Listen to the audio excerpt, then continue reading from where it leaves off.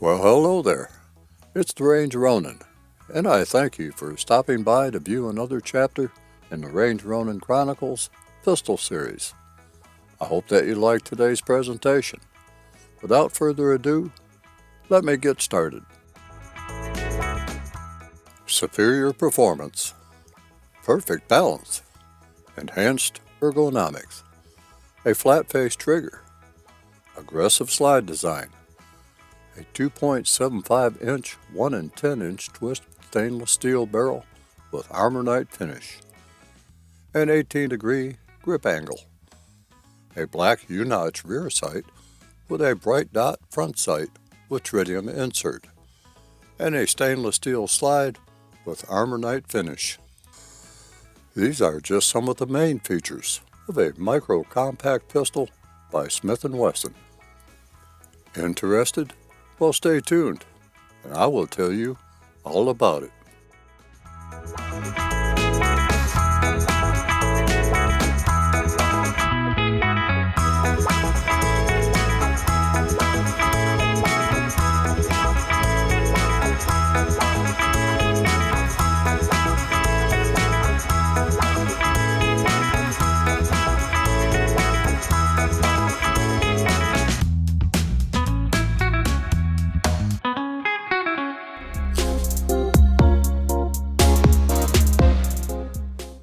Well, it has been well over a year since I published a full review of the Smith & Wesson Bodyguard 380, and over that year, I had not really paid any more attention to it.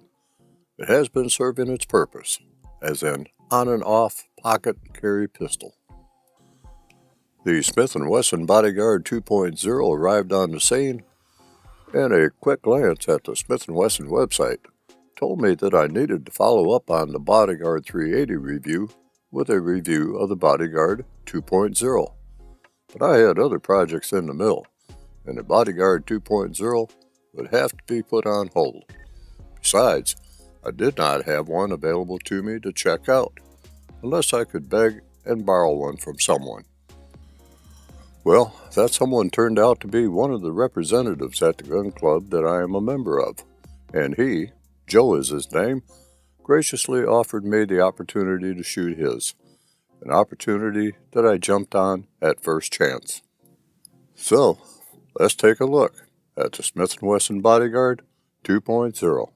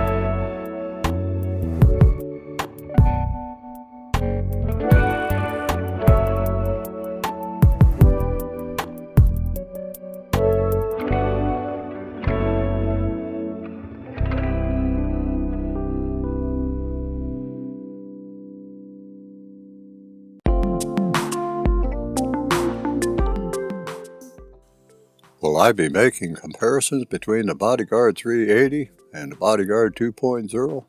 You betcha I will, at least where I feel it is necessary. Otherwise, Bodyguard 2.0 stands on its own merits. With the very first glance at the Bodyguard 2.0 as compared to the Bodyguard 380, you can see distinct differences between the two. Bodyguard 2.0 appears to be much more advanced in many areas. Let me start with the slide first. The slide of the Bodyguard 2.0 is much more refined than that of the Bodyguard 380. Highly sculptured front and rear serrations provide a good handhold for manipulating the slide, as compared to the Bodyguard 380's rear-only serrations. The front sight, a night sight, is more prominent than that of the Bodyguard 380, and that is a welcomed feature. With a micro-compact pistol like the Bodyguard 2.0, one needs all the help that one can get when sighting the pistol. The rear sight, a blank U-notch type, is also more prominent than that of the Bodyguard 380, sits further back on the slide, which provides a little greater sight radius than that of the Bodyguard 380, and is flat-faced at the front for tactical racking, if needed. Both front and rear sights are drift adjustable for windage. No adjustment for elevation is provided. You may note in the image that the Bodyguard 2.0 slide shown is without a thumb safety. That is true of the Bodyguard 2.0 NTS model. However, Bodyguard 2.0 is available with a thumb safety, the S&W Bodyguard 2.0 TS model, which is the model that I am reviewing. On the left side of the slide, you may notice that the cutout for the slide lock is different, more squared off than angled. The right side of the slide is as well sculptured as the left and incorporates a somewhat beefier appearing external extractor that seemed to do its job well during the range session.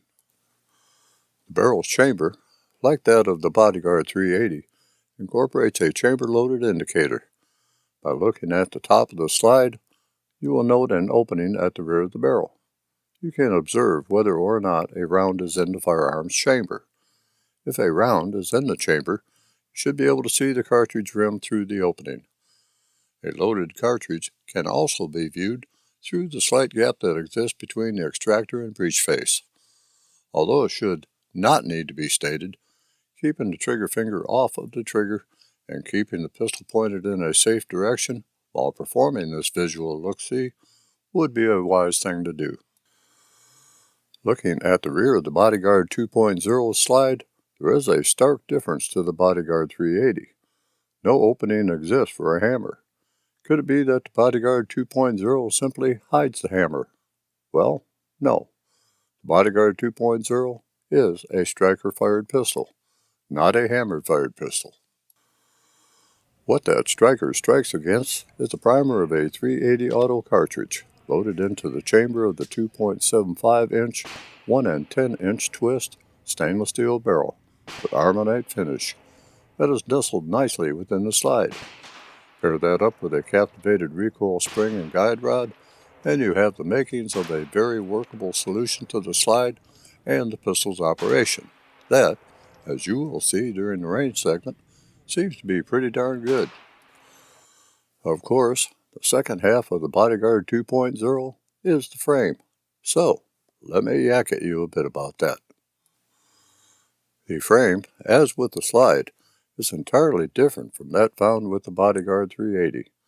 While operator controls remain in their usual place and serve the usual functions, there are improvements to be mentioned over the Bodyguard 380 controls.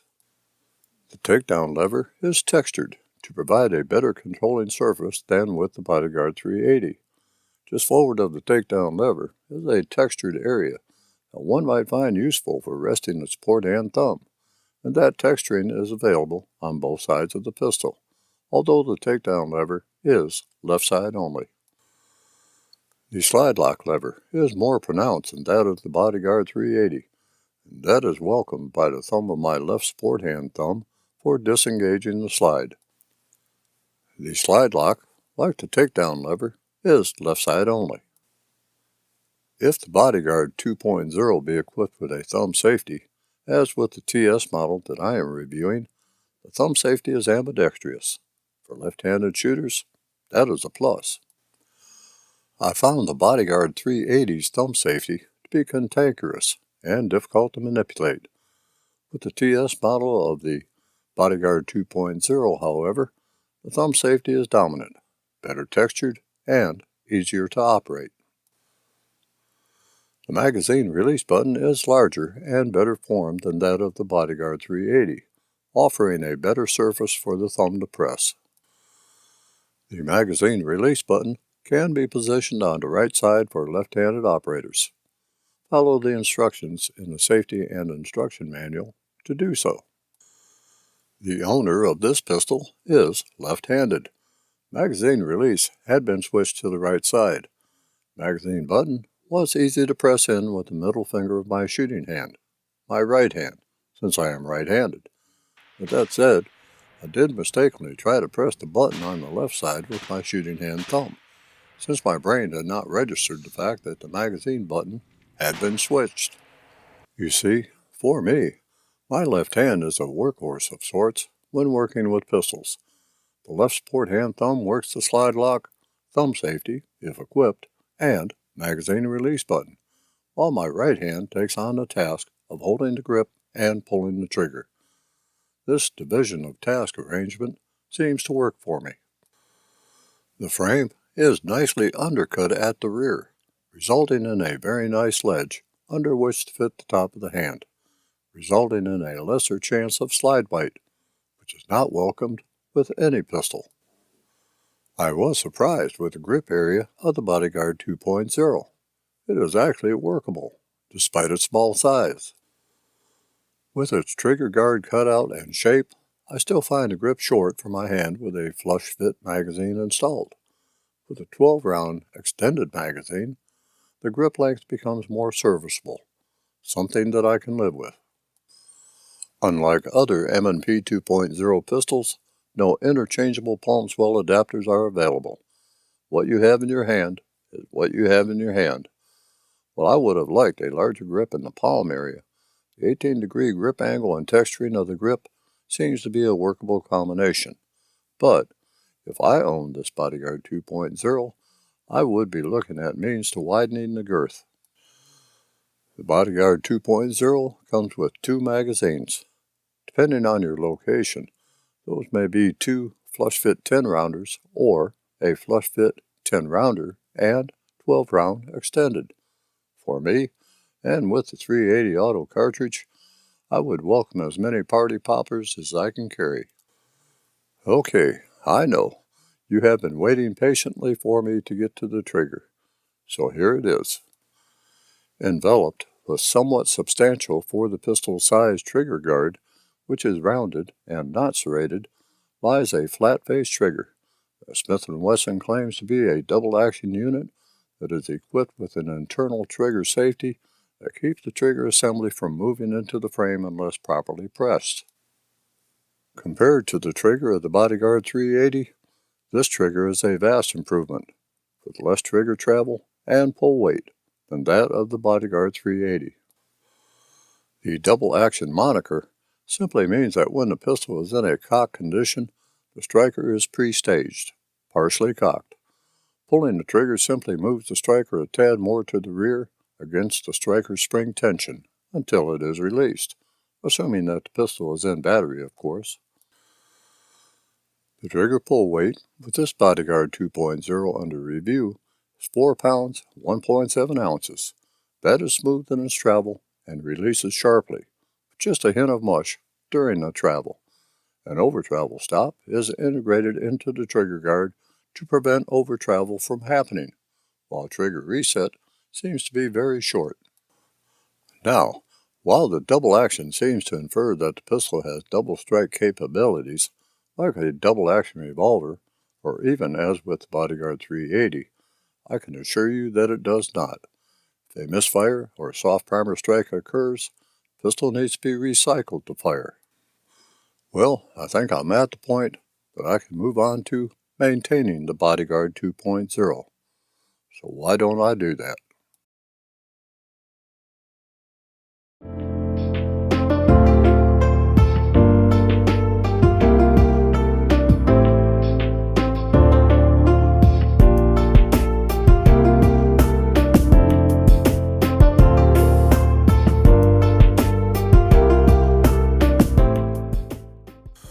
If you own a Smith & Wesson M&P 2.0, then you are familiar with the complexities of disassembling and assembling the pistol.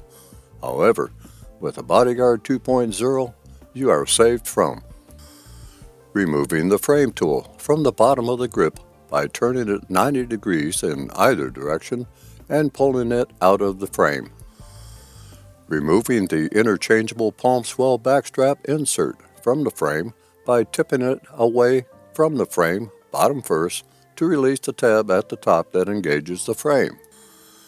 Using the provided frame tool or similar device to push the sear deactivation lever down into the lowered position. Since the Bodyguard 2.0 does not have palm swell inserts nor a sear deactivation lever, disassembly and assembly is like that of the Bodyguard 380, but without removing the takedown assembly. Perform a safety check to ensure that the pistol is safe.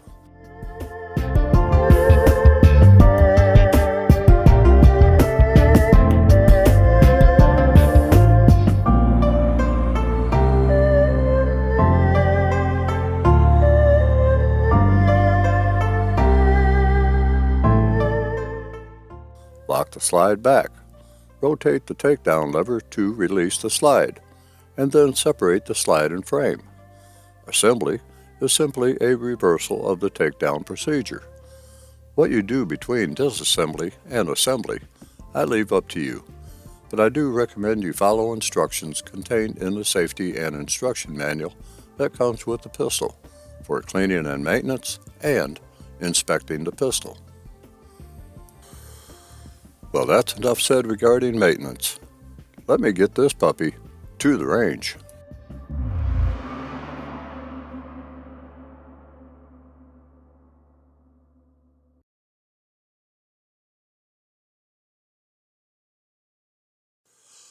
For this range segment, I am first going to show you the range session that I had with the Bodyguard 380, and then follow that up with the range session with the Bodyguard 2.0.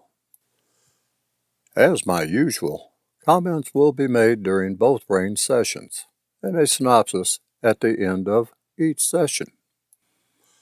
I'll let you make up your own mind as to which performed better, at least in my hands.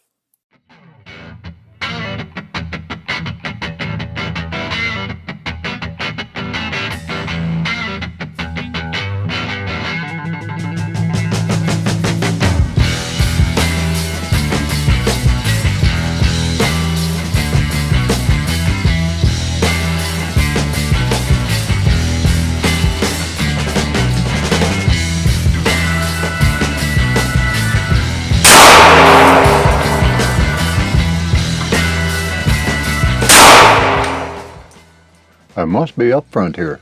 Holding this micro pistol with a barrel length of 2 7/8 inch, a fairly long trigger travel, and a very minute bit of grip with my pinky wrapped under the magazine, and even with a Hogue slip-on grip sleeve installed, was not giving me warm fuzzies. I had shot the Glock G42 and G43 not long ago, and my dismal performance with them the first time that I shot them was still on my mind. I have a rule, which I broke when I purchased the Bodyguard for evaluation and possible carry. That rule is to never shoot a gun that has a barrel shorter than my longest finger when holding the pistol. The Bodyguard's barrel, while not by much, is shorter than my middle finger. I had a box of S&B 92 grain 9mm Browning Court FMJ to put through the pistol. If all went well, I would also put some Sig Sauer 90 grain Elite Defense V-Crown JHP through it to test for hollow point feeding and performance, if all went well. The first 3 shots were for Peel A versus Peel I, and once that was established, I started settling in with the Bodyguard.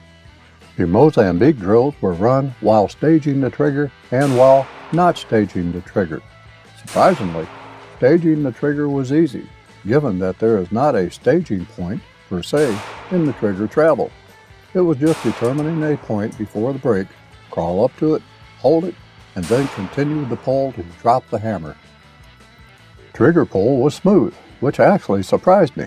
While dry firing, the trigger did not feel that great, but in actual live fire, the trigger pull was actually smooth and predictable.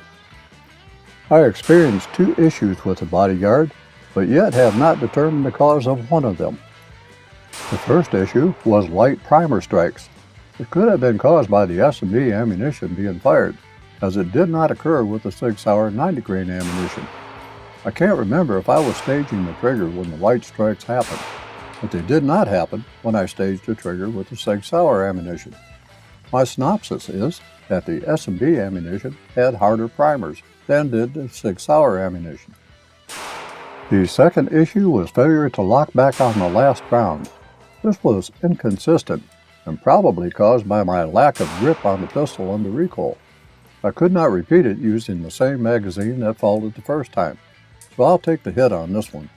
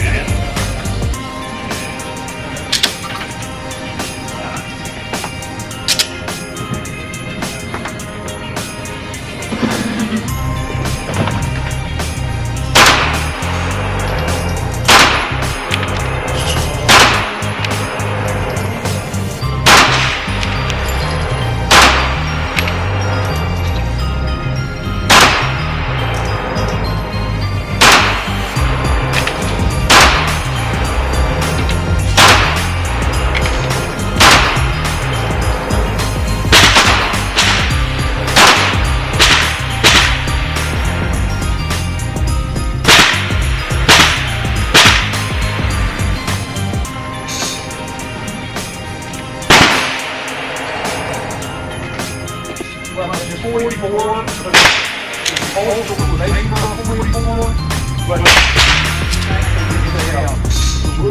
they call it 45, but 49. That's a ball right there. Well, I'm thinking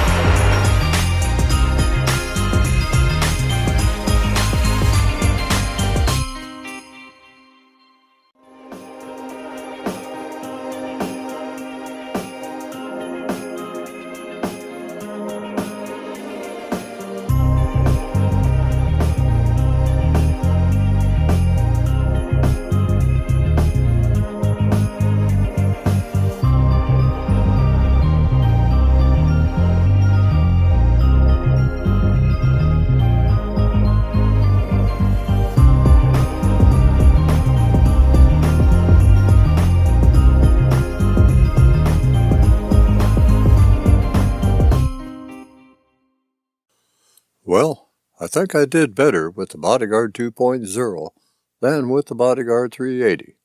Both pistols, however, are very good about slapping the palm of the hand during recoil.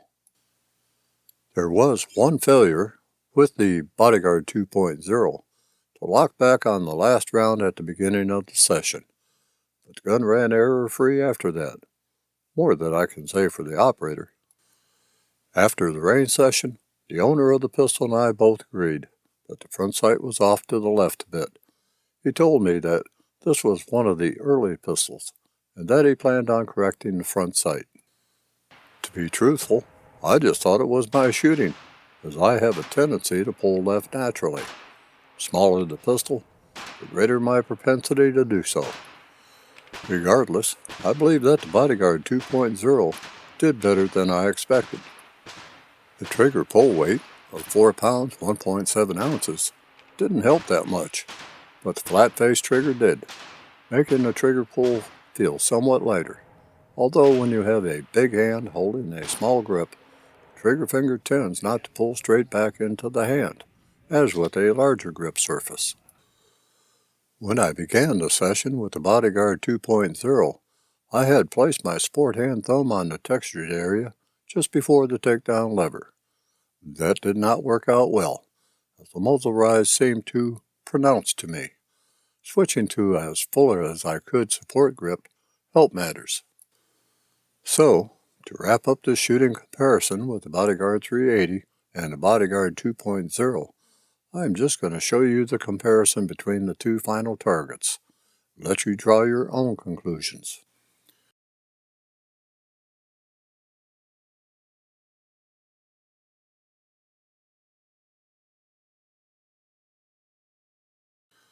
The Bodyguard 2.0 is a micro-compact pistol, so I think that I should address carrying and concealing this pistol very quickly, if you don't mind.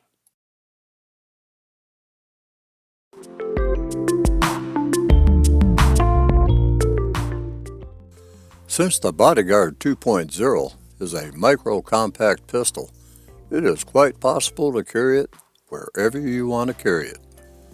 Personally, and for pocket carry, I like the DeSantis Nemesis ambidextrous holster for quick insertion into either a left or right pants pocket, and which I have no concern with the holster coming out as I draw the pistol from its place of rest. Your choice of holsters may differ, and that is okay with me, as long as the pistol is carried in a safe manner.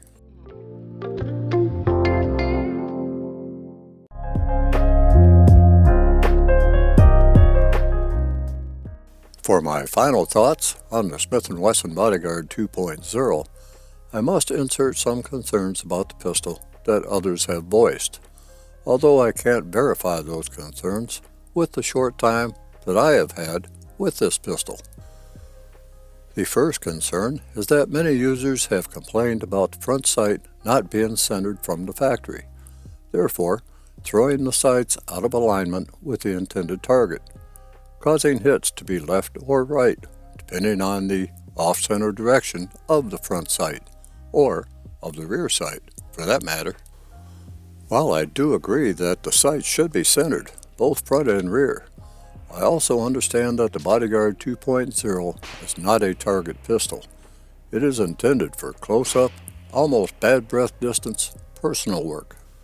I had no issues at the combat distance of 7 yards, except for my natural tendency to pull the barrel off course, especially with a short-barreled micro-compact pistol like the Bodyguard 2.0. In a worst-case scenario, it just might be that I am trying to control either the weapon of which the attacker is presenting to me, or controlling the attacker while pulling the Bodyguard from its holster to align with whatever opportune target of his is available to me, whereas sight alignment is the last thing on my mind. The second issue that I read about was that there was a tendency for the gun to be somewhat inaccurate, as rear notch is so wide that the shooter must be cognizant of where the front sight is exactly when shooting at a bullseye target or silhouette. Again, I defer to issue 1. I have fired a number of handguns as this journey of mine continues. I can only think of a small percentage of handguns that actually fired true to aim without adjusting anything. Most took some Kentucky alignment, adjusting for windage, elevation, or both, on my part, for shooting at a bullseye or silhouette target, especially if the firearm that I am shooting belongs to someone else or are range rentals.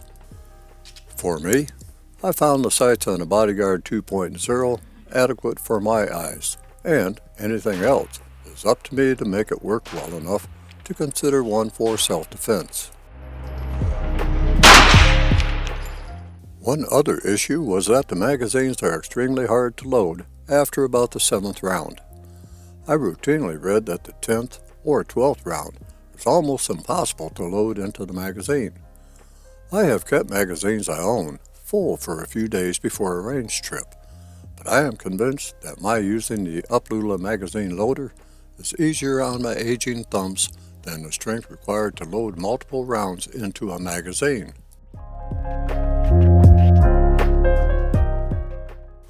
So, getting to the Bodyguard 2.0, it is a vast improvement over the Bodyguard 380. Better trigger, better front sight, better grip, and better handling. So much so that I believe the Bodyguard 380 is going to be traded in for a Bodyguard 2.0. And that's all I'm going to say. And with that said, I and you face the end of this review. I am happy that you stuck with me. I hope to see you again for my other journeys. Until we meet again, take care of yourself, be vigilant, be armed, and be safe out there.